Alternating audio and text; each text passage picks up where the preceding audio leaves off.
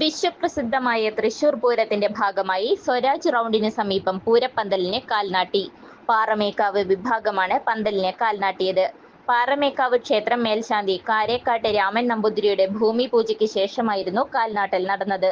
100 അടി ഉയരത്തിൽ ഒരുക്കുന്ന ബഹുനില പന്തലിന്റെ നിർമ്മാണ ചുമതല എടപ്പാൾ നാദം ബൈജുവിനാണ്.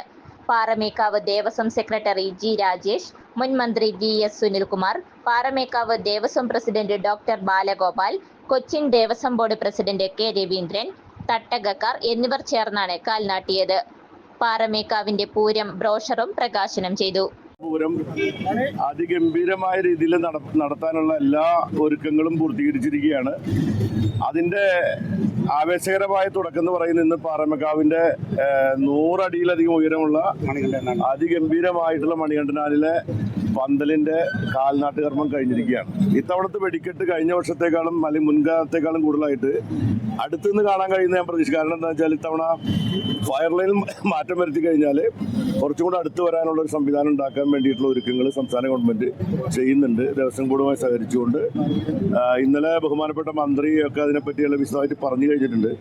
അപ്പൊ ഇത്തവണത്തെ പൂരം മുൻപ് ഏത് കൊല്ലത്തെക്കാളും ഗംഭീരമായി നടത്താനുള്ള ഒരുക്കങ്ങൾ ഗംഭീരമായി നടക്കുന്നുണ്ട്. എല്ലാവരും ഇങ്ങോട്ട് വന്നാൽ മതി.